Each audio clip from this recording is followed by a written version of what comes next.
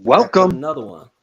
Right? Today it's just me and Ant. No, might be a quick one, might be a long one. You never know. So we did have a guest that was gonna be on today, but as thing happens, no, it's life. Shit happens, so it's He's no on the side of the emergency. road waiting for AAA Yeah, or yeah. somebody, I guess. Be easy. You know what I'm saying? Stay safe out there. You know what I'm saying? So we'll catch up with him another time. But today we're just gonna talk about I guess updates, right? We haven't had a Updates. one-on-one in like a hot minute. I think since like maybe the first few episodes, we haven't done no real Facts. one-on-ones. So no, that's what we're gonna do Facts. today. Talk about a few things. And what you got going on, dude? Absolutely not. Why don't you hit him off? You got all the cool I'm saying, exclusive shit. Takes a half hour to pronounce. I go oh later. I shit. got some regular Well, I'm shit. saying, because you're stepping out of your new Caledonian world, so that This is is a true. much that This is a is much true. bigger thing than whatever I'm doing. Like no, no, since you've been on the like since we've been doing this podcast, now you're starting to branch out, and dude, I'm Yeah. super proud of you on that one, dude, It's for a real. big, big world, man. It's a big world. To be 100% honest, man, I got hyper focused on what I thought I knew, New Caledonian stuff. And now, granted, I'm not bashing New Caledonian stuff. I still have quite a few, but it's so much more than crested geckos, right? Like, I could care less about competing with the breeding game and all that crap. And I don't know, between you, our guests, talking to Richie from the Gecko King and Johnny from Crisco Critters, you guys have such an amazing, diverse collections that it got me really thinking, right? Like we live once, we live for a very brief period of time.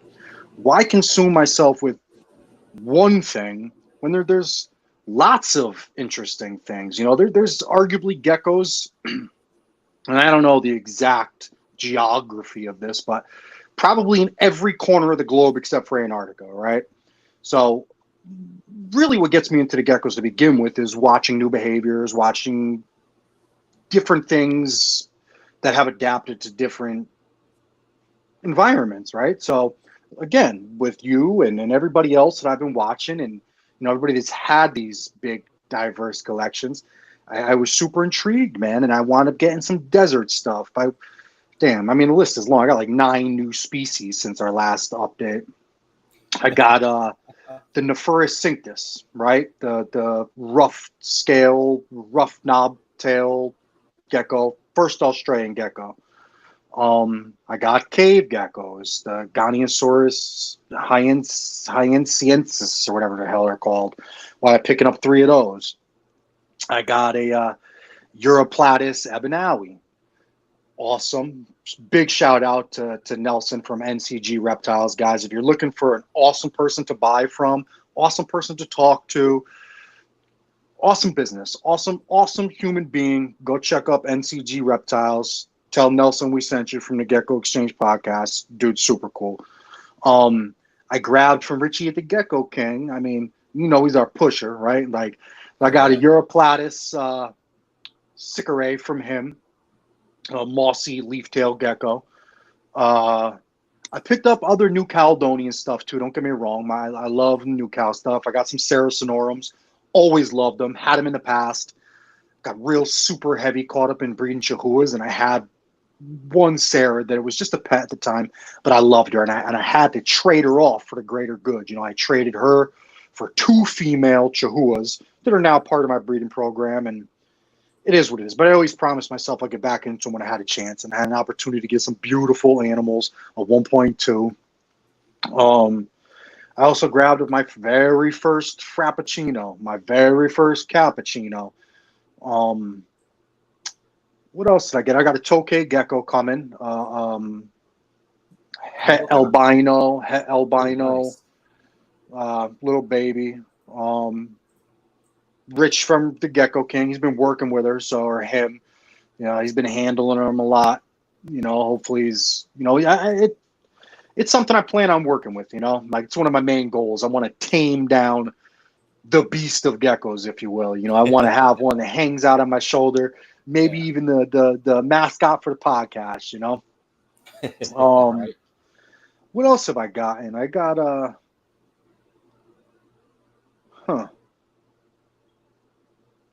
yeah, the cave geckos, the Sarahs. So I hatched my very first Jahuas. I mean, that's huge for me. Yeah, definitely. Congratulations on that one. Thank you. I That bought my was first Chihuahuas almost 4 years ago, and raised them with one day hoping to breed them, But I bought babies because it's just how I am. I like learning the animal, and raising the animal, and I did. I finally feel like I achieved something, Hatched out two beautiful animals, healthy. Yeah, that's it, what man. kind were they? Huh? What kind were they? High colors, The parents are, collars. believe it or not, the parents are, man. They have like really no collars. These things Okay. they're beautiful animals, super peachy animals. I mean, I guess I shouldn't say they don't have collars. They just don't have white collars. They have like green collars and Yeah. weird stuff, but not these big white collars that these babies hatched out with. These big white collars and hips, and one of them has white going up its back, and I'm still trying to figure it out. I guess that's the genetics. I don't know much about the parents of these geckos. I just know where they came from. I never really asked, so it's kind of my own, ignorance that's led me to this conundrum. But I now I know, now I know what they can produce, and it's not what I was expecting, that's for sure. But I mean, as well as I do, in the Chihuahua game is kind of just a free for all anyway. I mean, you got animals with no collars spitting out damn near whole white animals. You got animals with damn near whole white bodies making no collars. So, yeah, I don't know, man. Talk. I hate. What do you got, man? Tell us all this Latin you got. You got animals from across the pond. You got animals. You literally got animals from across the globe, man. Mr. Importer, Mr. What does Pitbull call himself? Mr. 305, Mr. International. There you go. Yeah. Yeah. No. I mean, right now I'm waiting for geckos right now because it's just too hot for me to get anything. But no, I did get so like I said, no, our buddy Jake that we've done a few episodes with blessed me with a 1.1 of Certodactylus striatus. Fast as hell. Like I'm talking about, like they are lightning. Like if you blink, they are gone. Like fast. And so because I remember, no, hell no. Oh, so Jake, when he told me, he's like, yeah, like they don't even have to like have a running start to like jump real high. Like they could jump like 3 or 4 inches without even trying. So me, I was like, all right, cool. So I got these bins that are about like 18 inches high. I was like, y'all ain't finna jump out of this thing because they can't climb on walls because they got claws. So, but I checked on them before I left for over the weekend, and I don't know. She looked like she had some eggs in her already. Damn. She's gonna she'll probably just spitting out some duds because she hasn't been paired up yet. So, but I mean, it's good though. So she's going in that right direction where I needed to go. But no, I'm learning their habits right now. I'm figuring out where they like to lay at or where they like to rest at, things like that. So, just figuring them out right now with just everything, just what little information there is. You're trying different things, right? Where are they from? Do they got a common name? What would a common name be for someone who wants to look at them? Hold on. Is there one? Yeah, there is one. I just gotta find it real quick. Where are they from? Where do they come from? What part of the world? Sri Lanka.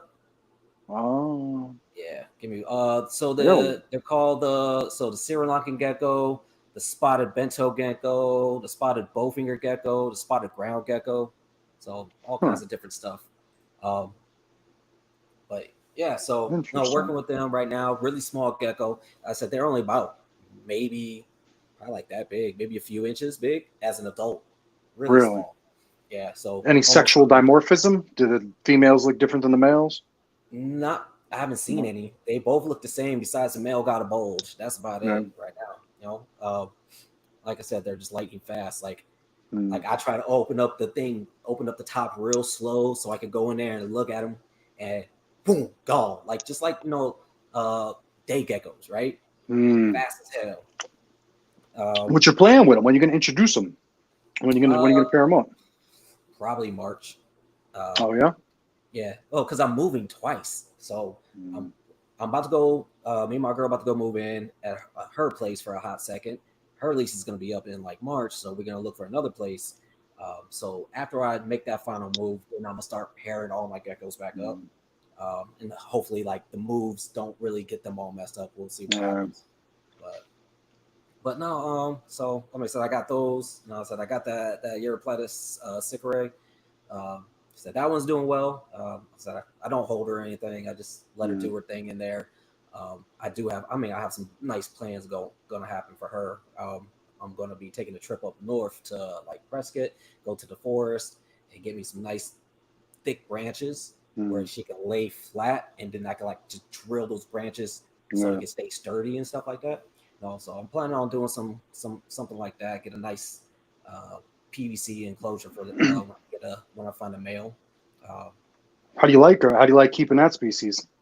it's cool. I mean, they're totally nocturnal. Like she Yeah. does not come out at all. Like if Mm. that light is on, she doesn't move. That's it. Yep. Yeah. At Like I nighttime, tried. though, you check on her at night.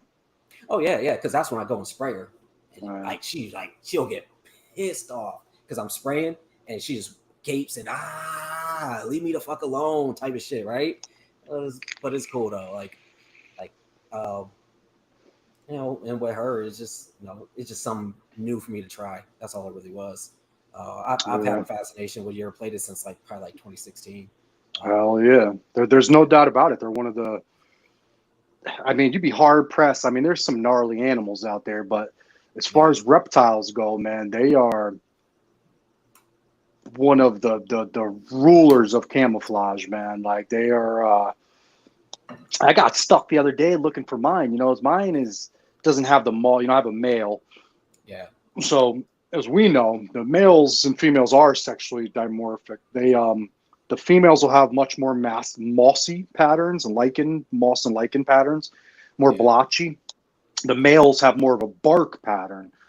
Um, so mine will lay on the bark. Mine, I just have all types of cork bark in mine, and when he lays on it, like I literally the other day thought I lost him, right? Because I got him in a little, 18 by 18 by 18 cube thing, and there's only so much room in that thing, man. And I'm like, yo, where the hell? I could not find him, man. I couldn't find him. So I sprayed the whole enclosure to like make, I had to find him. And he started like waving his tail like it was a leaf blown in the wind or something. Craziest shit I ever seen, man. Yeah. But they are impossible to see if you're not looking. If you're not looking, I mean, you could barely find them when you are looking. It's a gnarly species, man. Very strange species. Like you said, super nocturnal. I come in at nighttime just to check him out, and I mean, at nighttime he's just in hunt mode. He's in go mode all night. During the Right.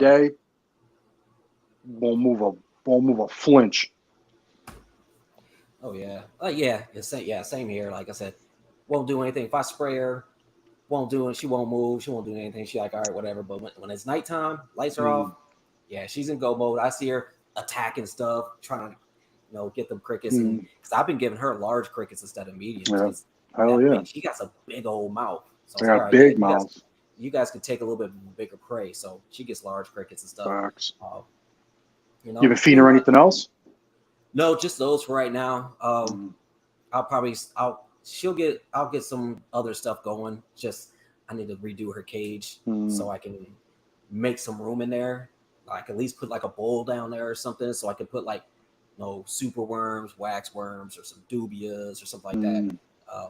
Because you already know dubia just hide away and No. shit, so that she ain't never gonna find I them. tried the giant mealworms. Mm-hmm. He ain't touch him. I put him in a bowl. I tried to tongue feed him. He just stared. He wouldn't Yeah, touch him. I can't get him eating nothing but crickets. But put crickets on a tongue, smashing them. Let crickets loose in the cage, smashing them. I what I about don't know. snails? So Have I you haven't started? tried any. Yeah, I haven't Because I tried mean, any. over there they do like they eat a lot of snails. I've So heard. Yeah, yeah, I so you might haven't. as well I try want to that shit. try to get some other types of snails. Right now I got milk snails, which are a little bigger. I want to try to get these little Oh, glass snails that they use for the Europlatus, but I am absolutely going to try it. okay, cool. That's what's up. So, what do you think about these Cinctus? Another super nocturnal animal. Out of all the new ones that I got, I can honestly say I see her the least. Okay. But I built a cool little cage with gravel and sand and a little cave that's buried in the gravel. So in nighttime when I come in, I mean, if she sees light come in the room, I shine a flashlight in the room. She Yeah. bolts into the cave. But a couple times I've seen her turn around and like keep her head out looking. But I feed her crickets, and I know she's eating them because they disappear. And I keep a little water dish in there, and she's shitting in it every night. So I I know That's funny. she's doing her thing. Yeah. So Oh what yeah. you were telling me, you got some cave geckos now too, right? I want to talk about cave geckos for a second. 'Cause I've had some Yeah. serious observations with mine, man. And another animal I don't see a lot, but I've noticed some cool shit. Yeah. I got those on accident. Mhm. No, I was on Morph Market, and I always like to scroll the auctions and see what's going on. I saw Richie had one. It was a ready to breed male, and I was like, all right, cool. Let me go ahead. Maybe. Uh, oh shit! Someone said, all right, Anthony's auto is coming in pretty good compared to mine. Maybe Goals could turn their audio up just a little bit. I don't know if I can. Can you hear me? Sound perfectly, yeah. Okay. I don't know. Maybe it's the internet, but no, it's just what was I about to say? Yeah. So I was on the auctions and saw he had one on there. It was a ready to breed male. I was like, all right, cool. No, I had like a couple days. So I was like, all right, cool. Hmm. Let me put my bid in, expecting someone to like, nah, I got someone else Yeah. gonna get it. Nah, and I totally forgot about it too. That was a bad part. And then I got a notification like 3 days later, you won the auction. And Richie hits me up. I'm like, oh shit. I was like, okay. And then of course Richie being Richie, he's like, hey man, I got a female for him. I was like, okay, go ahead and add That's it to that funny. box because I got a nice size box coming from Richie. I said I Oh got yeah. What else you got coming? so I got a Chihuahua coming from him to go with this. It's supposed to be a male. Uh, so supposed to be a male, but I don't know. It's looking female right now. We'll see. Like it's starting to get some size, but I haven't really looked to see if it had pores yet. Um, but yeah, it's almost not the same look, but it has that same back pattern that I want. It's almost like a reverse stripe type of thing. Hmm. That the one I have right now, the female has the same thing going on. So I was like, all right, cool. That gives me a nice little project to work with, right? Hmm. Um, and then I got those 1.3 of the what is it? The Haemophilus fasciata Tanzanian velvet geckos. Mm-hmm. So got that, and then like I said, I got the 1.1 of the Chinese cave geckos. Uh, Those velvet geckos should be fun, huh? oh yeah, I can't wait for that shit. Like Right. I'm like probably like next week. I'm gonna start working on the cage for it. I just got to move some geckos around and get it by another cage to put a gecko in, and then clean this bigger one out. Hmm. What are you And gonna put them in? What do you plan on keeping them in? oh, so I got a 16 16 16 PVC enclosure, but it has like the open top, so I can go ahead and Hmm. put some heat, and then also I can do. I don't know if I'm gonna do UV, but I'm gonna do like the LEDs, so I Yeah. can try to maybe get some plants in there and see what I can do. Um, and uh, no, because I've heard like multiple things. We talked to David Kelly the other week about him, Mm-hmm. and then I've talked to a couple different other people. Like Richie was like, keep him like a toke. So it's like, okay, cool. So like high humidity stuff, but so put some plants in there to get that humidity going. Uh, Different soil than what I'm using right Yeah. now because that one's just like it's like 70% sand and like 30% like repti soil. So I'm Mm-hmm. probably gonna end up reversing it and see how that works out. Like I said, I'm right now. It's just I'll have the 1.3 in there, and then once I find more, I'll end up probably start separating some out, so I can have like maybe 3 or 4 different bloodlines. Mm. So I don't have all related stuff. So learning from my mistakes with like my intermediates, because all I have is the one pair of intermediates, and they produce like crazy. And people are always asking me, "Do you have different bloodlines?" So it's like, no, I don't. All I got is the one. So I'm learning from those mistakes right there. What would be the point of having different bloodlines as far as, I mean, if you wanted to continue a project and, you know, breed different lines together, I get it. But why would someone, I mean, if Well, you got two that for are me, producing, what's the matter? well, for me is like, because I don't want. I've had conversations with people in the past where they were like, "Oh, I'm gonna get a 1.1 from you." I Mm, was like, "They're related. Like mm, literally, they came from the same mother and father." And I was like, "No, don't do that. You're asking for trouble." Like, yeah. you know, it's one of those things that I just don't like to do. So Yeah. It's been a hot topic lately, to be completely honest. And you know, inbreeding and line breeding and all that. And I have to admit, like with all of it, that's maybe it's just ironic that all these conversations have come our way with the episode we had and with Rain about line breeding and conversation in the Facebook group about line yeah, breeding. yeah, I'm still learning. I don't know. I'm not judging anybody that does. And the more I hear and learn, I understand that that's where a lot of these crazy morphs and traits have come from. But I just never even thought of it. I never thought that it was something that I guess was moral to do, you know. But the more yeah. I learn, the more I've been hearing, the more I realize that it's actually done like a lot in the reptile world, you It know. is. Yeah, it is.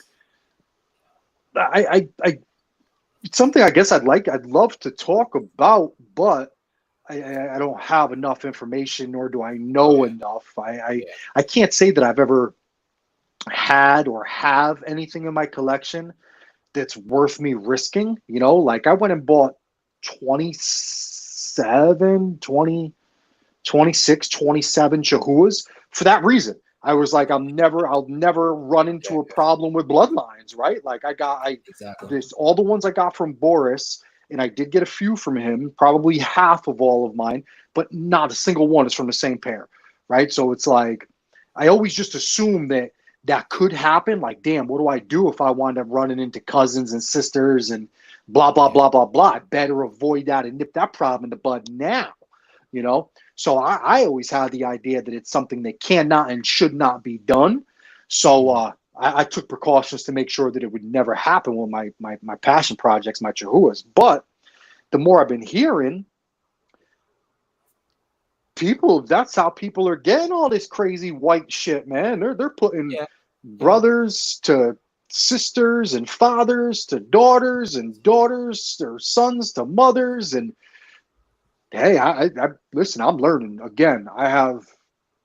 Don't have any opinions. I know, I guess that they do it with dogs, you know, but I wouldn't buy. And again, I'm not judging, but I spent a lot of money on my dog, man. You know, it's no secret. I probably spent, you know, I mean, he was 5,000. I got a deal, but if I had known that his sister was his, I don't even know. You know what I'm saying? oh yeah, I can't do it. But again, I guess there's a value, or else people wouldn't do it, right? In the ball python world, I was talking to someone the other day, and they said, you know, as far as ball pythons in the leopard gecko world, there wouldn't be 60% of the morphs that there is if there wasn't for line breeding or inbreeding, you know? oh yeah, yeah, definitely. So we got a So, few questions in this chat right now. Um, so let's see, like Marine Corps is saying like he has a male chewer that only eats crickets, but he breeds red runners and doobies, but he won't touch them. Um, I know for I've recently started back with dubious, and I said mine will take them. I've heard a couple different ways, or the main way I've heard doing it is get some of your Pangea or whatever fruit mix you're using, the powder form, put it in a cup and mix the roaches in there, and so they'll still get the flavor of that Pangea, but they'll still get that roach as well. What about you, Ant? You do anything, or you're just killing? mine won't even eat Pangea, you know? So I'm in a boat of my own, man. I Yeah, got a couple that will give it a lick or two, you know? That's if I got them out in my hand and I'm holding in yeah, front of their face, though. But I would have other species. I rip the head or cut something in half and just get the juices flowing and stick it in their face, man. I mean, that's always worked for me. But Another way is to get those roaches, freeze them real quick, blend them up in your mix. Like get a blender. Make sure you have a separate blender because if you're married, your wife's gonna kill you. well, they sell these things. I got this thing for that reason too. I never had to use it, but you could get one of these jokers on Amazon, right? Yeah, It's a little mini. Blend it up real quick. My cord's in there. Oh, Fuck. goddamn, bro. But yeah, you can do that where you'll put the feeders in that diet mix, and then you'll be able to feed your stuff off like that, and they're still getting all that nutrients that they're getting from those bugs. And then we did have another question about the best way. Have you ever used bean beetles? I haven't. No, I don't have anything that small. Okay, and fruit flies either. I don't have anything that small either. So, I've used bean beetles once. I'm not a big fan of them, but for like fruit flies, so what I normally do is I'll put them in the freezer for like 30 seconds. So slow them down. Yeah, slow them down. Put them on, and then you shake them up into a cup with some whatever vitamins you're using, whatever powder. Shake them up, and generally they don't really climb after that. They can't climb walls and stuff. At least from what I've been doing, I don't use fruit flies a lot because a lot of my stuff doesn't take fruit flies. I've tried it a few times with like some of my micro geckos. They didn't really care for them. Like sometimes they'll eat them, sometimes they didn't. But definitely, if you put them in the freezer for a little bit, just for like 30 seconds, they'll slow them enough down where you can put them into a shaker cup and then dust them, and they really won't climb too much at all. And then most of your animals will not kill them before they even think about trying to escape. So I genuinely believe, though, and I call me crazy. I know everybody's animals are different and raised a little different, but in my experience with over 200 geckos and probably 15 to 16 different species at this point, the one thing that I can say that I have found to be common across the board is geckos like to hunt, right? Geckos like to hunt their food. I got animals that won't take crap off of tongs. Now I got a lot to do, but I got animals that, especially the animals that won't take stuff off of tongs, put it in their cage alive or in a cup or in like one of those escape-proof dishes that are kind of big where they could see the things scatter around. They're savages, man. These geckos will hunt. Now I understand the issue. I deal with it myself with things burrowing and hiding, and yeah, it's a pain in the butt itself. But I genuinely believe that if an animal's not eating a bug, give it a chance to hunt it, and it will. It will. Those little movements, the little jittery thing that just ignites that predator instinct, man. And they, damn, like I said, I've had geckos not eat certain things, like the silkworms, but I've never had. They all eat, man. These geckos for one thing are savages, man. I never had a gecko that didn't eat. Yeah, it's like if you get a picky gecko, you just gotta find ways around it, right? Like I said, for sure.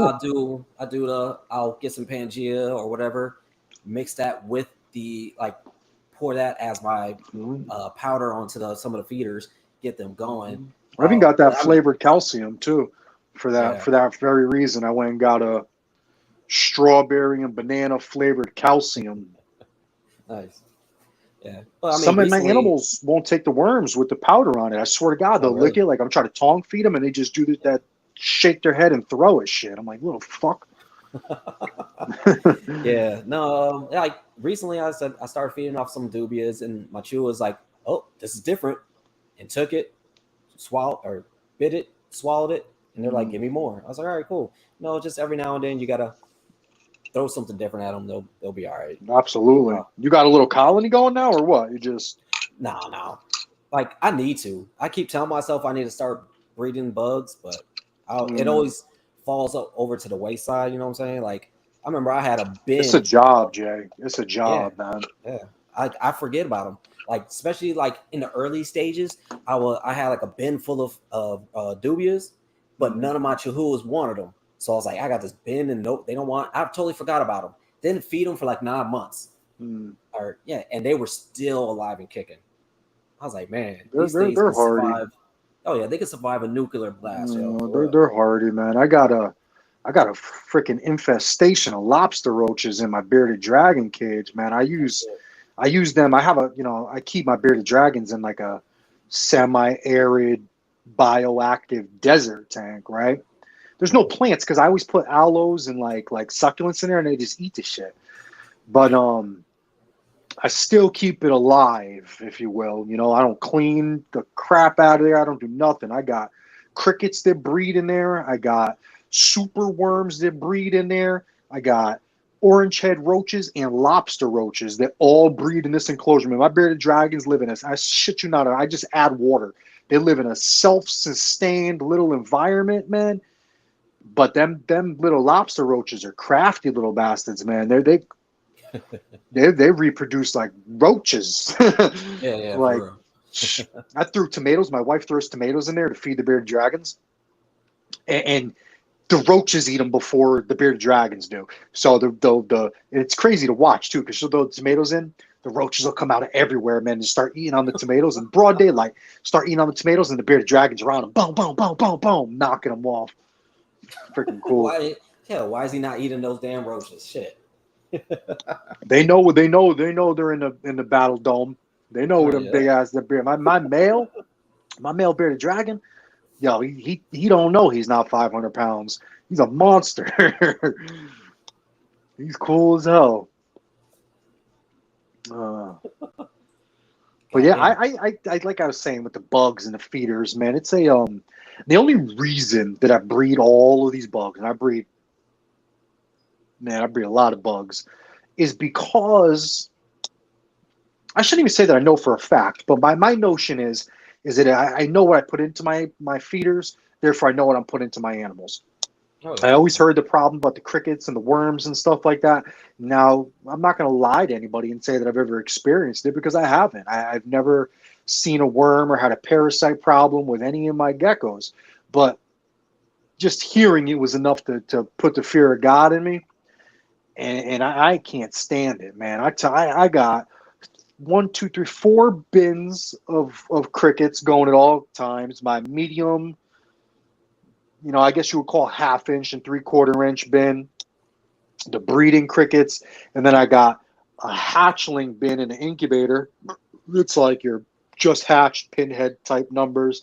And then I got the ones that are like your 1/8 to a quarter-inch bin, and I'm constantly rotating them, constantly. It's literally a job. It's like keeping between a four bin. It's like keeping two different species of lizards, man. And Yeah. then I breed the lobster roaches, the yellow-headed roaches, the dubia roaches, the hissing cockroaches.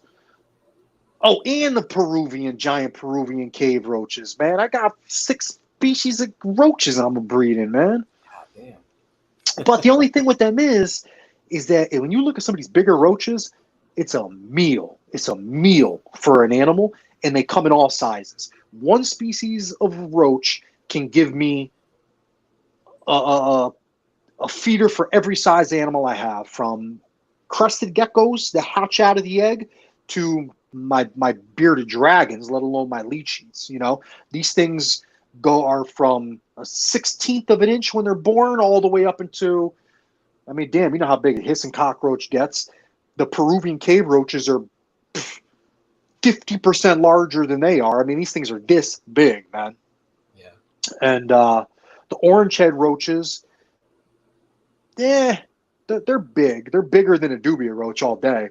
And Oh they yeah. both, males and females, both have wings. They both look the same. They're, the only way you can tell the difference between them is the, abdominal sections, I guess. But they reproduce well. They breed well, and they give me multiple sizes of feeders. And I really don't know why the hell I breed so many. I like I said, I tell myself that it's a variety, like you said. Even though they're roaches, they all smell a little different. They all move a little different. So they get a different feeding response. I feel like certain animals, they give different feeding responses, and I get tired of feeding dubia roaches. And I'm sure my animals get tired of seeing a dubia roach.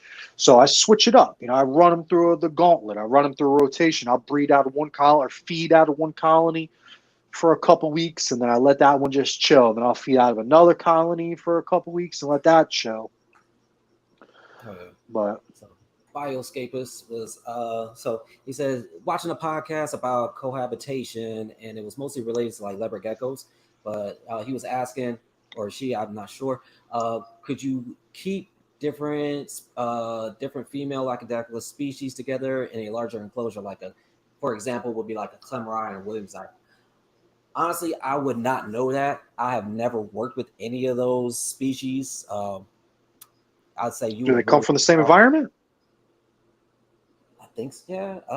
Clemmerai, Williamside. Williamside comes from like Tanzania. I can't remember where Clemmerai comes from. Clemmer, But that's a red, that's a crimson red one, right? no, those are those little small neon day geckos. The ones that Kyle works with. Yeah, that's the Phelsuma. Oh, Clemmerai. that's the Clemmer. Yeah. Oh, the electric blue, is that's what it's called? No, those are the Williamside. Lycodactylus Williamside. When I was a kid, I had leopard geckos. I had day geckos, man, and I every time I see them, I sent you that picture when I was at the pet store, man. They had them on some crazy sale. Thing was gorgeous, dude. And they had it on sale for like $25, man. This big old day gecko, man. I was like, that shit is cool. And I didn't get them, man. I never kept them, but they're a super, super cool, interesting species.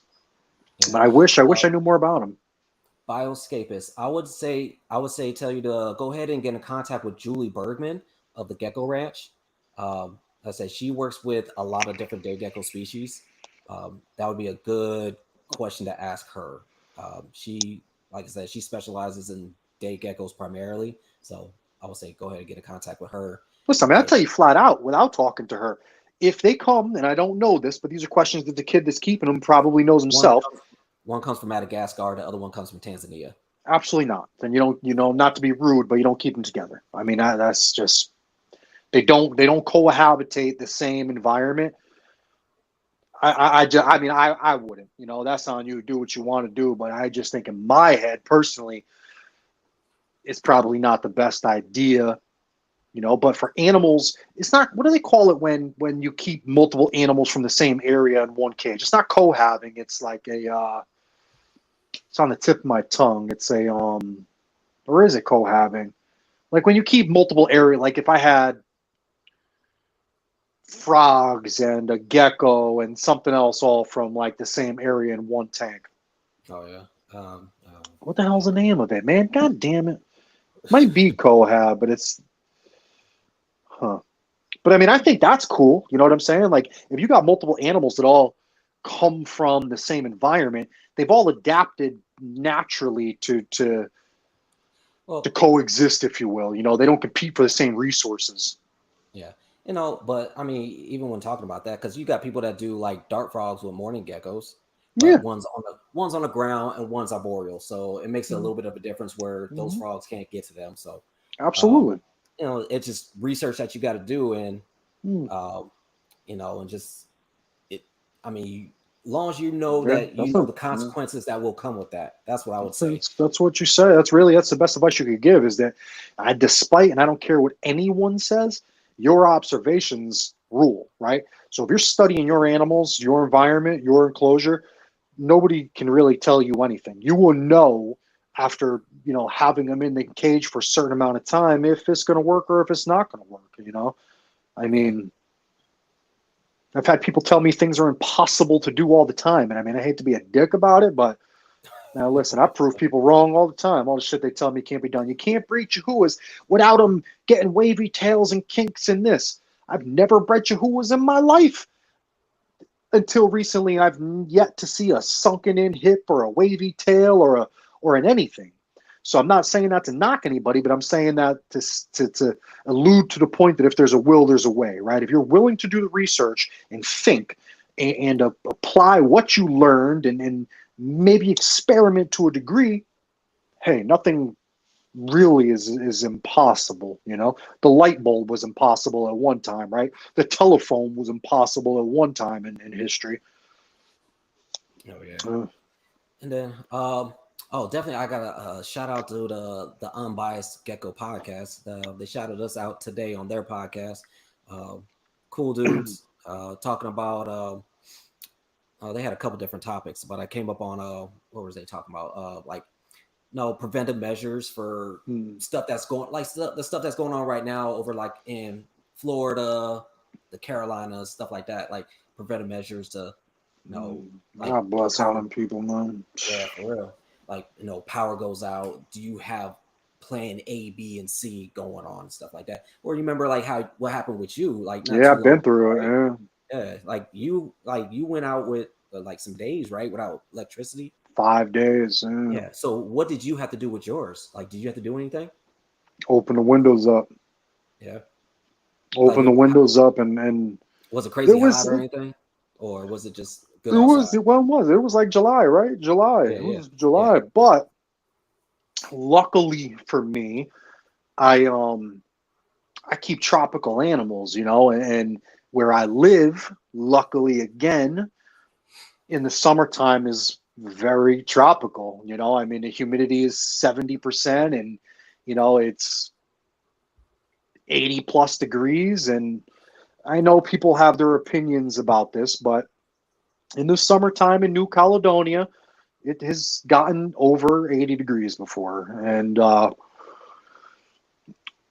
think that I stayed within my panic zone, but I Yeah. did have a generator on standby. I did have I had things lined up to take off, but me and my collection, man. I try to keep it very maintenance free and natural, if you will. So, see, I think that my biggest issue, not my biggest issue, but people's biggest issue, is like, say in a situation like yours, you keep them in a very temperate climate, right? Like, say you live in somewhere where it's super super hot all the time, and you're running an air conditioner. Now that air conditioner, it's 116 outside, but in your house it's, for argument's sake, say 60 degrees all the time. Now your power goes out. You went from 60 degrees to 116 like that. That could be a problem. That's like going, for most of these animals, that's like going from dead of winter to late summer in an instant. Animals don't have time to acclimate. In my situation, I use my natural environment in the outdoors to keep my animals acclimated with the seasons. I use my windows and airflow a lot more than a lot of people do. So when my power went out, my animals were already used to the temperatures around here, because I would only put the AC on very seldom. I mean, now we were doing a podcast when I put the AC in, and that's only because it was approaching 100 degrees in the room, and I was finally like, yo, check it out. All right. I put it in, and I still only put it on to 86 degrees. Yeah. So it's people, there's just a lot of factors, and everybody's got a little bit of a different situation, so it's hard to say, but I commend everybody that does have like a lot of backup plans, A, B, C, or D. I'm interested in what you would do. Like, what do you do in your situation where it's so damn hot? Oh, so I just had a situation not too long ago, right? Yeah. We talked about it. Like, so my AC went out for like 2 days. Mm-hmm. Uh, during the summertime. So, like you said, 116 outside, right? No, I mean, I keep my AC during the daytime, it's like 77. And then at night, I drop it down to like 73. So there's just a little bit of a fluctuation. But so, and this is right when I got that Europlatus. So what I had to do was I already had I had a smart humidifier, but then I also had those, those like, uh, kind of like extension. Well, I'm gonna say extension cords, but the extension tubes that you use for your foggers. Mm-hmm. So I bought a few of those tubes a while back. So end up connecting that to my humidifier, and had that angled down onto the Europlatus cage. But then I also dumped ice water or not ice water, ice cubes into the water of the reservoir for the humidifier. So now it's giving cool mist or cool fog. So Yep. it helped drop down my temps because It got in my apartment. It got to like 86 degrees at the highest. So I mean, my new Caledonian stuff perfectly fine. They were okay. They didn't care. No, I just make sure I just turn. I just removed their heat pads and everything so they didn't get too hot, right? And then I'll spray them off with like some cold water every now and then. But for the most sensitive one, I did that. Got frozen ice water or frozen water bottles, put it on top of the cage, so all that condensation start dripping down. Keep it cool in there still. So I mean, for the 2 days, that was perfect. I was okay with it. Didn't have to worry about them. I lowered my lights. I dimmed my lights a little bit more so it wouldn't get overly hot in here. I moved some geckos around. So like my Cerdaclys nebulosus, my clouded Indian geckos, I put them into the new cow room so they wouldn't get overheated because they don't need crazy heat. Like their hot side is like 80 degrees. And their cool side is like 75, 76. So I genuinely think people. I hate saying this because I don't want to, like, I'm not judging anybody or anything, you know, and I'm definitely not insulting anyone's intelligence, but I think people overreact, man. You know, I mean, we live in controlled environments indoors, man. These animals for thousands and hundreds of thousands of years have survived the worst nature can throw at them, you know. Now, our biggest problem, I think, would be keeping them in a situation where they couldn't regulate themselves. Like if you had an animal in a room that was 100 degrees in a bin with no air holes and no ventilation, it's a problem. But if you could get oxygen, air in and out, temperature, humidity is important, but I don't think in temperature is as serious as people take it for short periods of time. You know, like you just have to, as long as an animal has a gradient and a means to thermoregulate. Like I've had to get to the point where it's been so hot where I knew it was too hot. Like that time I put the AC in, when I had animals start digging in the soil, right? Like animals were digging down into the soil to cool off. I'm like, all right, we're getting there. We're getting there. They ain't dying. They're still eating. They're still doing everything. You know, everybody's still shedding. Everybody's doing everything cool, but they're chilling on the ground during the day. Let me cool it off a little bit, you know. But down there is a different ball game, man. I don't know, you know. God forbid, dude. I don't know how you. I had to sleep through that shit, man. Prepare for that. Dying. Like, what do you? I was fucking dying, bro. For real. Like no, Aussie geckos, they're like, whatever, we're used to this shit. You know, it is what it is. But I had to go sleep in the living room because that was like the coolest room in my place. And I was so uncomfortable. I was sleeping on the couch. Oh, man. I was like, yeah, nah. So, what I was talking about? Oh, so I just came back from the Tucson Reptile Show. I went there yesterday. Go check it out for the first time. Said it wasn't a bad venue. It was. How far from your house is that? How far are you from Tucson? Like an hour and 45 minutes or so. Well, that's a little drive. Yeah. So all right. So what was the diversity like in there, man? What did the tables look like? What did the show look like? It wasn't crazy diversity. I mean, it was a lot of wild caught. I can tell you that. Did you film anything? Yeah. I got a few interviews. Yeah. I talked to our buddies Thomas over at Tucson's Finest Leos / Tucson Finest Dragons. And then I talked to our buddy Dustin Braun, Geckosphere. They were both vending. Yeah, they're both vending the show. So did a little couple interviews with them, showed off their tables, got some good photos of stuff, a couple videos. Like I said, there was a lot of wild caught shit that I was like, yo, y'all need to kind of calm it down. Like it almost felt like 50% of the show was wild caught. Nah, really? Yeah, it was a lot. And like in some of them, I was like, y'all probably need to rethink bringing some of these folks back. Like this one dude, I don't know who he was. Man. People got animals in there, man. Yeah. This one person had one of those reptibreezes, and there was like 20 veiled chameleons in there. Florida caught?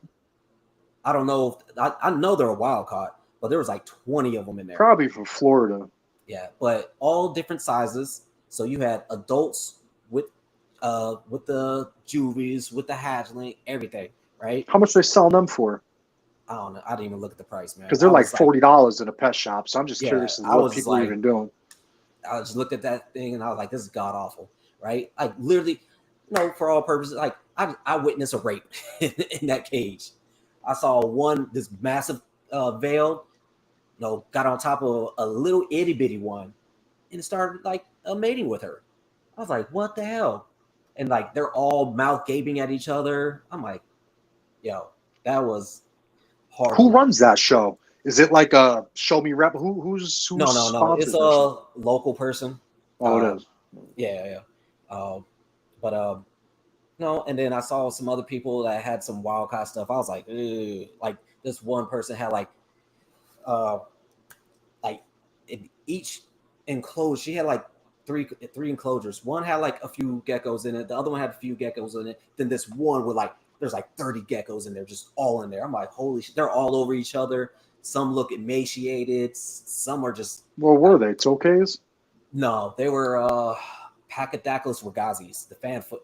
Is it Pachydaculus? I don't think it was Pachydaculus. I don't know. It was rogazes, the fan-footed geckos, right? And just some of them look bad, some of them look good, but I was like, I'm not gonna buy anything from here. I don't care. Like it was and I mean they were like $25 a pop. But I was like, no, I'm good. There you frozen, brother. Um, it was just a lot of that BS. Um, but I mean, Thomas's table, that was really cool to see some of his stuff. He had a good variety. And then, like I said, same thing with Dustin. He had some great variety on his table. And then, like, people were like, dude, I saw someone selling like a super cap for like $200. Like, I was like, oh, super cap, like Crested Gecko? Yeah. Well, that's for obvious reasons, though. The people are like blacklisted anyone that has them. Yeah. I was like, or because I thought I didn't. Well, I don't really know the whole thing behind it. So is that like a deadly gene, or is it just a gene that makes them weak for if you do like a super? So they say, I haven't had them. Like I had mentioned earlier, I just got my first cap, period. But from what I gather, as they age, they suffer from like muscle dystrophy. They don't Skinny as shit. Develop well. Yeah, that's what they say. They don't these eat ones well. look They real don't. Skinny. Yeah. Even because they were damn near adults, and the way their body was looking, like they were just real skinny, like not even like slender. They were skinny. Yeah. And I was like, this is just what I heard. I don't know. I don't work with them. It's nothing I'm really interested in. Like, I was like, dude, like, because I forgot the guy's name, but yeah, but then it was cool that Phoenix Herp Society was there. That was cool. That's cool. They had like this whole they took over half the room with all their stuff. Like they brought all the hots, like nothing. They weren't selling those. They were just showing them off. Cool. So they show like the native rattlesnakes. But then they had that's cool. They had gaboons. They had spitting cobras. They've had black mambas, green mambas, all kinds of different vipers. Like just big old showcase full of them. Then they brought out their giant alligator snapping turtle, a bunch of gators, crocs, and then showing off like sulcatas and animals to adopt as well. And they're like, well, that's cool. Yeah, they do a lot of good stuff. It was cool with them. But me, I was talking with Thomas. I was like, "Hey, man, how much is a table over here?" And he was telling me. I was like, "Okay, it's manageable. If I ever wanted to go and vend it." The only thing is, like, I mean, the guy. I guess what I've heard was that they don't support US Arc, so I don't know what my feelings are on that one. But I mean, doesn't mean that you can't. You know what I'm saying? I mean, it's exposure. If that's one of the closest shows you can go to. I mean, damn. I mean. You could always donate. You could always, every year I donate. I do my membership with them. But, you wouldn't be alone. I know there's other people that I don't know much about US Arc, but there's a lot of people that are like against. And I just a topic I've always stayed away from. But You know, I mean, they do good, but then also they could be doing better. That's what I say with them. I mean, we all But could, though. We all yeah, could. I mean, there's certain Mm. things that I know. When we talk to the homie Rain about it, like, you know, Mm. one thing I would love for them to do is, start working on trying to get insurance for our animals, like Mm. not like individual animals, but I want bulk insurance because I can't pay, Yeah. whatever, $30 per animal. No, that's Yeah. $3,000 a month or some shit, crazy shit like that, right? No, but give me a bulk. No, if I'm paying $50, $60 a month, Mm. whatever, or like you said, $600 a year on that stuff, I'll do it. Mm. Just for that, that ease of mind that anything happens, I can take my animal to a vet. Yeah. Interesting that you say that. Because yesterday I was looking for my dog. I was, he just turned 3 years old. So I have renter's insurance, and when I got my dog, my landlord made me get liability for my dog or whatever. Like if you ever bit Yeah, anybody or knocked anybody over, blah blah blah blah. But I don't have pet like health insurance. yeah, So yeah, my yeah. company sent me an email offering pet health insurance. So I went on and I was pricing it out, and it doesn't make sense for me because, quite frankly, they want $50 a month, and the things that it covers are technically cheaper than what they. It just doesn't work for me. But my point is that they also have the option. They had the option to for snakes, Hmm. cat, dog, or snake. I Yeah. thought that was cool. I could get health insurance on a snake. I don't have a snake, but I Well, I could mean, get. I found places that do like insurance for your reptiles, but like I said, Yeah, it's for individual. yeah. For people like us that have a good amount, no, that doesn't make sense. I wonder what No. zoos do. I bet you zoos have insurance, though, huh? Oh, It would have to. definitely. Yeah, yeah, It would yeah. have to. Oh, yeah. Doesn't make sense. Like some of these, animals. I mean, you know how pricey geckos could be, man. I mean, some of these people Mhm. got a $5,000 gecko. I mean, you.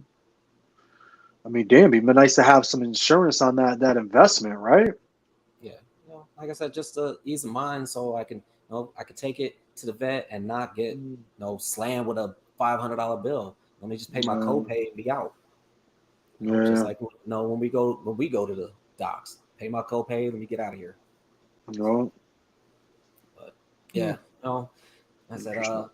I do actually do. I have some more geckos coming too. I forgot about because I said I'm supposed to get some Pictus geckos. I'm getting like a 1.1. Yeah. Yeah, I'm getting some of those. Who are Starting you getting off with. those? Oh, you're getting those from Green Acres. Yeah, yeah, yeah, yeah. I'm gonna go ahead and get some of those. I hear they're great animals, man. Yeah, From it's. I feel like those are those animals that are like that, almost instant gratification mm, because they breed so fucking quick, right? yeah, Where most of our stuff we have to wait 2-3 years, right? These ones like wait less than a year. Guess what? You're gonna have some eggs already. It's crazy, but facts. yeah, I was listening to our podcast again. I went down to my grandmother's yesterday, and that's like an hour drive, 45-minute hour drive down to where she lives. So I was listening to our podcast with Jake and Jeff and Wally, and they were talking about the Pictus geckos, and I just think that it's amazing how you could, for argument's sake, buy yourself a group of 10 animals, and within 2 years, you could literally start 5 different lines and have 5 different little genetic trait slash morphs, if you will, out of just a group of nothing animals. You could get some hypos and some lined animals and all types of things just out of a small group, that fast. I mean, like you said, it's yeah, almost instant gratification. Like yeah, and they were saying they could breed and reproduce at like 3-4 months old. These things are laying eggs, man. yep. It's fucking I think crazy. that's insane. Yeah. So It's what's the cool. next Be on you? cool. What's the next gecko you're gonna be trying to get into?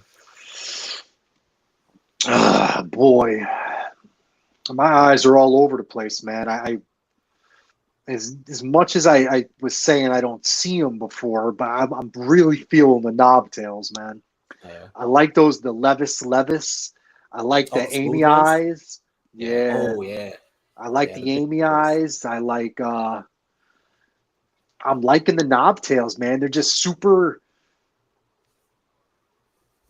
like characterized, if you will, like their personalities. They just have so much to them. They all act like little different little like cartoon characters, if you will. You know, they all just do. They're just so just a super interesting species, man. They're like so alien looking that they're just cool, man. They're just super interesting. I really like everything that I love that I just recently got, but if I don't know, I don't really have any like gotta have next species. I bought so many over the last 2 months. Like I said, I took on 8 or 9 different new species over the last like 60 days that I'm really just kind of like observing and watching and see what I want my next move to be.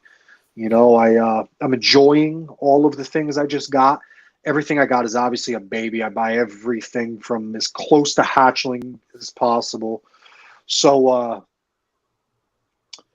I'd just be lying if I said I knew what I was going to get next. I'd wind up getting something completely different, you know. Yeah. But the knobtails are freaking cool, man. The knobtails are cool. It's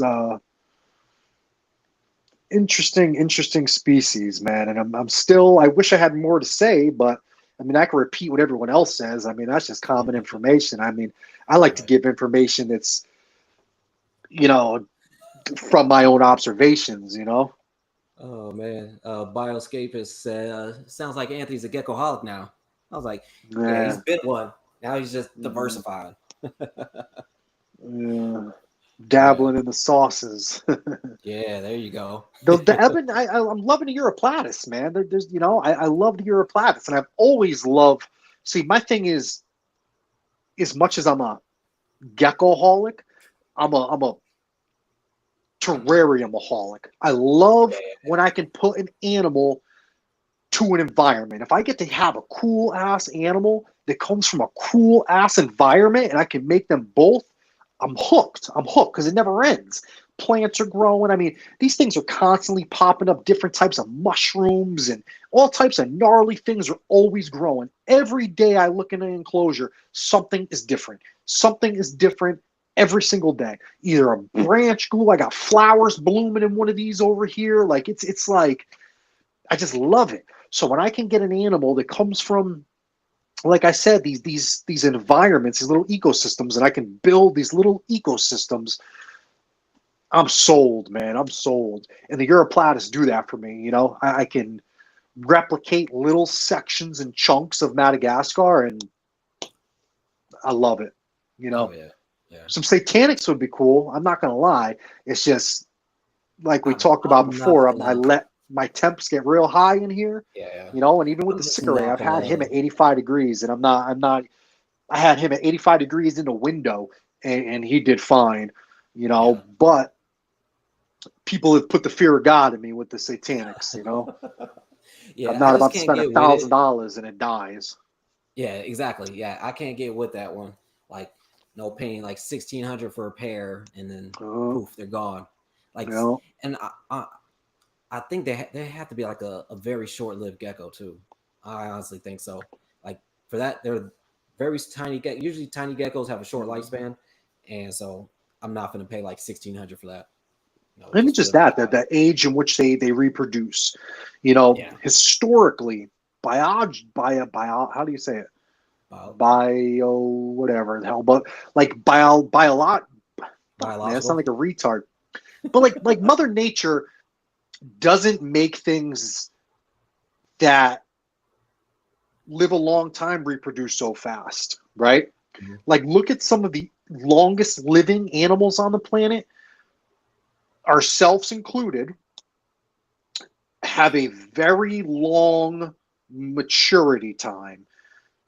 You know, we in a long gestation period as well. When these littler animals, like in my opinion, and I'm sure there's some scientific, you know, evidence and information out there to back it up, but like if a gecko, like the Pictus geckos, if you're reproducing at 3 months old, why?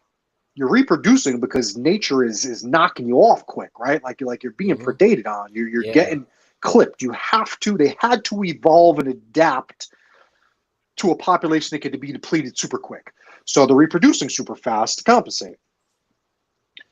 And yeah, those leaf tails, our other buddy Justin that was on here, he's producing them things out of geckos that are 6 months old. 6 months old. The Yeah, that's satanic crazy. leaf tails. He's That's getting wild. eggs and reproducing babies. So I believe you're absolutely right, man. You know? Yeah. Bioscape was asking, have you ever added like millipedes to your gecko setups? I know Stephanie said something about I because do.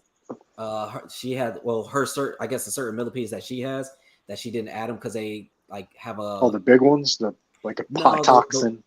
yeah, no, those little small pink ones that the little flat ones that she Yeah, had. I got them smaller than that, but Yeah, yeah. but she said that no, because they release some kind of a toxin or something like that, Yeah. so they don't want to mess with the geckos. So, but no, I haven't either. I've never even had millipedes, so I couldn't even say yes or no on that one.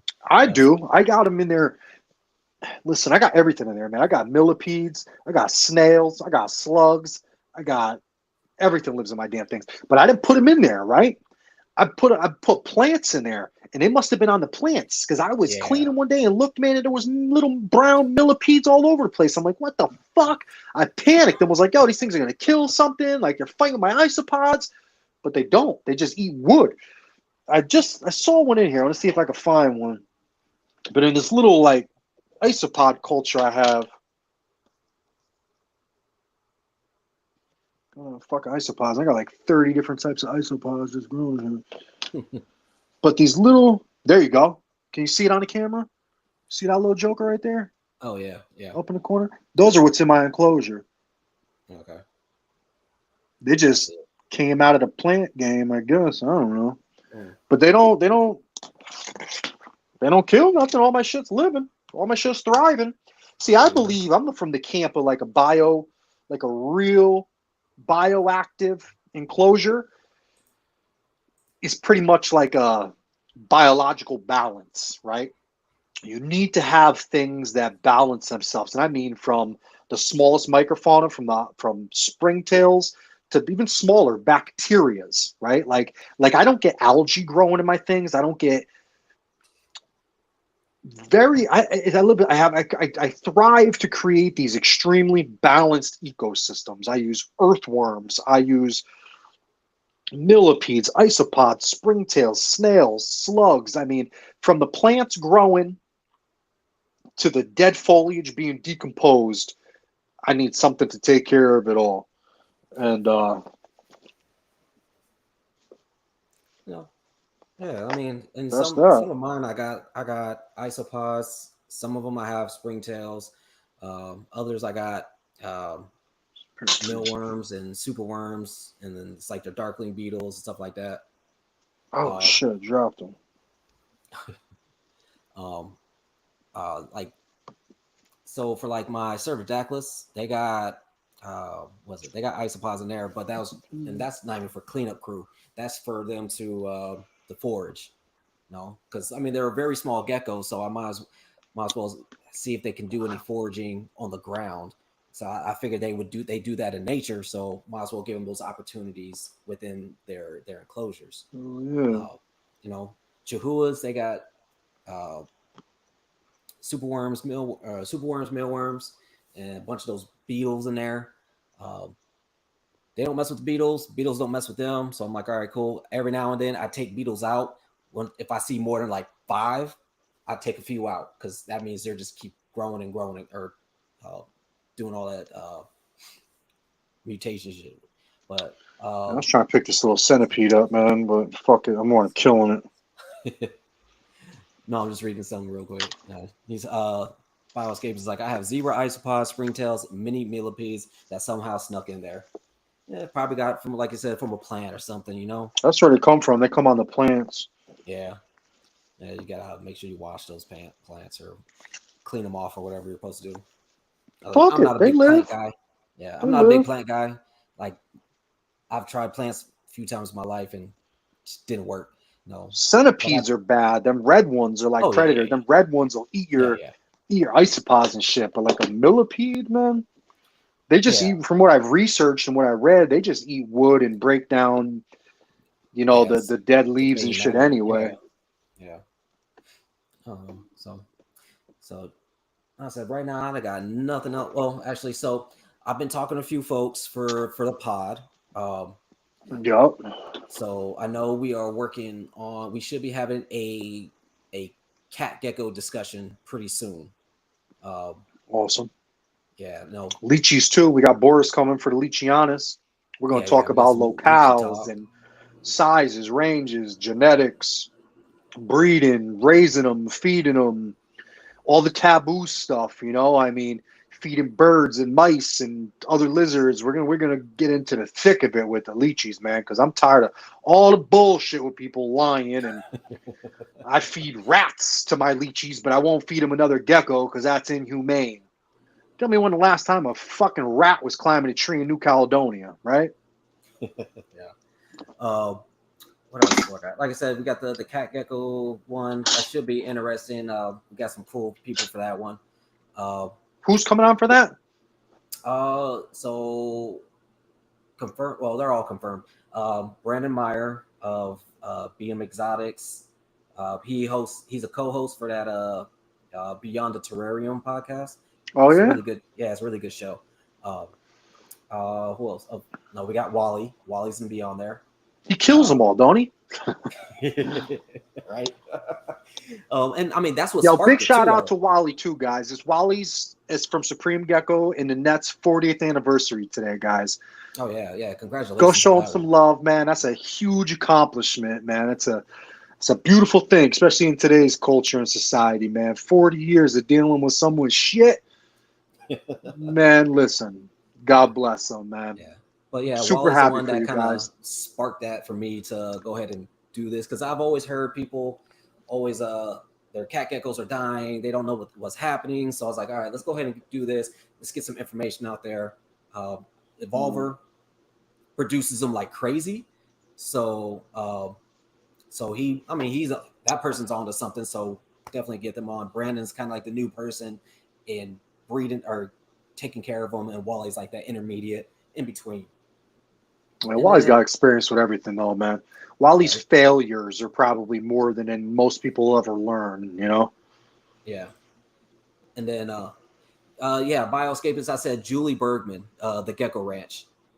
Uh, but then Day also geckos. yeah, and then also working on a Stropharis roundtable. Um, but I'll I'm show trying you to get this, someone. too. I'm trying to get somebody from Australia right now.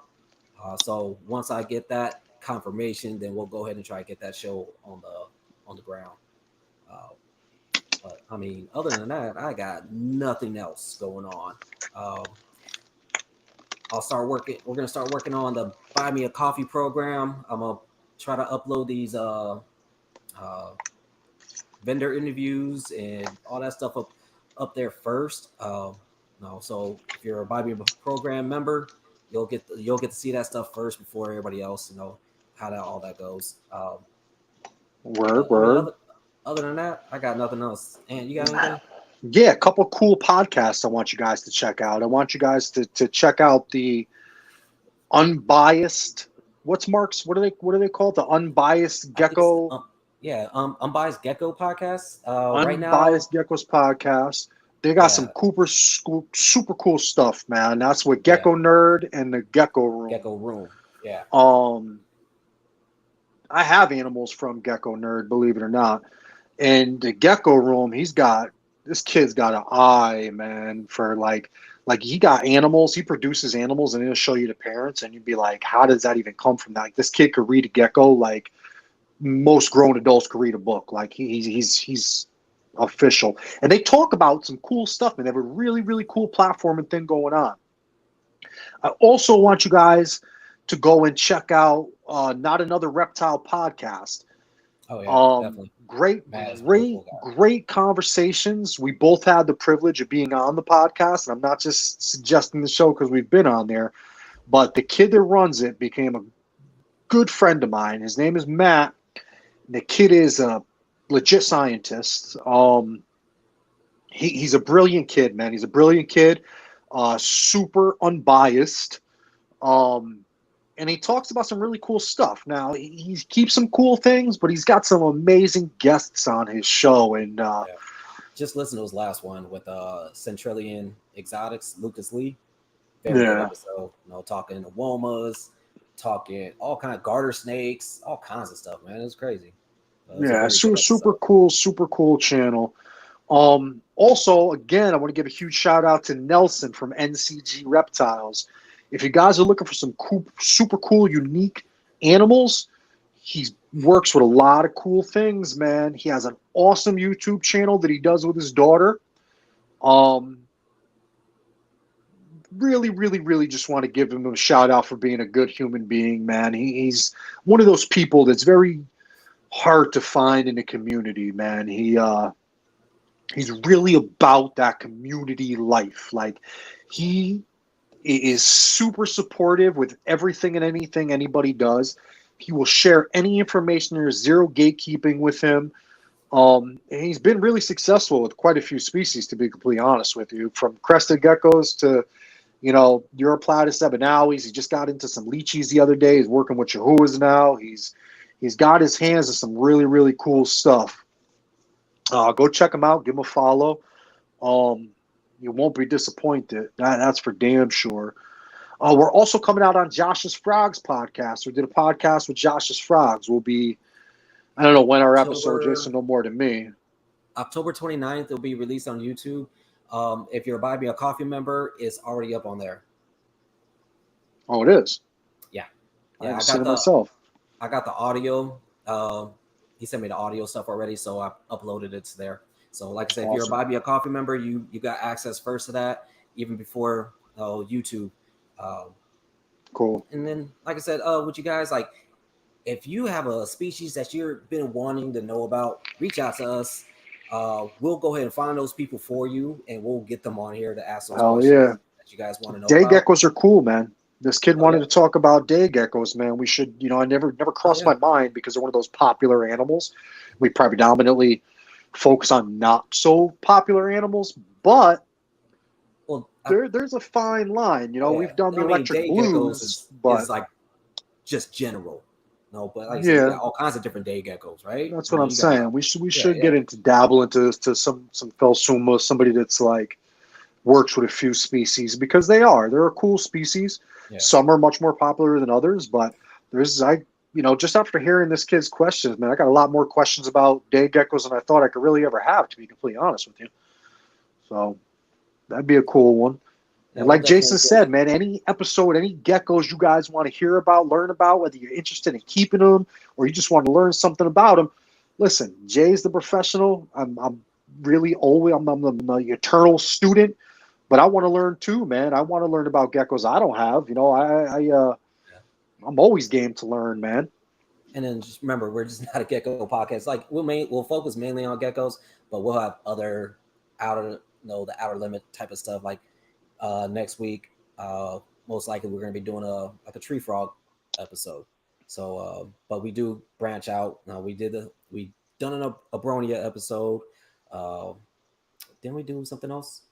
It was not the gecko. Night lizards. We did the night lizards. I want to. We did feeders. We did feeders. I want to do an episode of like the gecko market, like how to get into a business, turn your collection into a business. Oh yeah, definitely. And we're talking with Dakota Blue from Dakota Blue Exotics, and I was thinking about dabbling in that with him. The kid's done a phenomenal job with turning a new gecko business into a kind of really successful bioactive business. This kid's selling hella plants, hella bioactive kits. Like he's doing an amazing job, man. And we're gonna talk to him. But I'm thinking maybe we go that route. Like, how do you turn a collection into a business? And if not, we'll find someone that we do. But that's some uncharted waters we're gonna dip our feet into. And I definitely I want to talk to a show person that does like that. That's their job, is doing shows across. We're gonna talk about Boris, man. I was gonna dabble in that a little bit with Boris, as he literally travels the country. He's got a van. He's got that's what he does every weekend. He is at a different show. But Yeah. yeah, But we definitely, will the ins and outs of the show life, yeah. Like I said, no, just reach out to us. You can shoot us a DM. Either you can shoot us a DM on the Gecko Exchange podcast, or you can shoot us a DM on Ant's social or Cold Blooded Gems, or you can shoot it on mine for Ghouls and Geckos. We'll try to find those people that you want us to try to talk to, or that Yeah, we got a species. group, a Facebook group too. So Yeah, if you do have any suggestions, that's probably the fastest way to get to us. Just type in your suggestions there and what you want to hear about, what you want to see, what you want to talk about, topics, conversations, whatever. We're there. We'll kick it around, with the rest of our Gecko Exchange podcast family, and we see what we can come up with, man. yeah. And before we end it, so we are around almost 700 followers on the IG. Once we hit that 1,000 followers, we're gonna do a giveaway. So just be on the lookout for that one. And like I said, just pay attention, and then we'll see what We're gonna do happens the from 12 there. days of Christmas too. We're donating for the 12 Oh days yeah, of Christmas, so we'll that's have not even something up. up there for you guys to win. Yeah, for sure. That's Um, not even that. We already know we're doing that. Like I'm mm, forever supporting Wally on that stuff right there. yeah, Especially something that's going to be for the community. Definitely down for it. Um, but other than that, what we giving everybody them, have a man? What do you want to give them? That'd oh be something we'll cool. oh yeah, we'll talk about it behind offline. No, we can't be giving away all our secrets on this one, right? So, but definitely everybody have a great night. If you got gecko work to do, go ahead and put on one of our podcasts. Start cleaning up gecko shit. Feed Clean that geckos where shit. yeah, that's 90% of our job, right? Cleaning gecko shit. Putting something on the background. Go ahead, put on the Gecko Exchange podcast. We got about 20, I think like 24 episodes up already. That's that. Yeah, They keep on coming. They keep on coming. So don't worry about it. We're gonna keep posting. they So ain't gonna stop.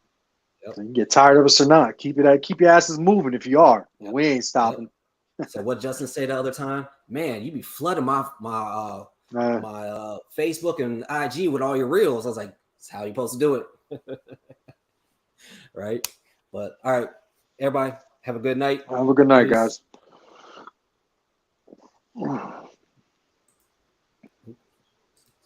Yeah, that's showing an hour and a half. Fuck.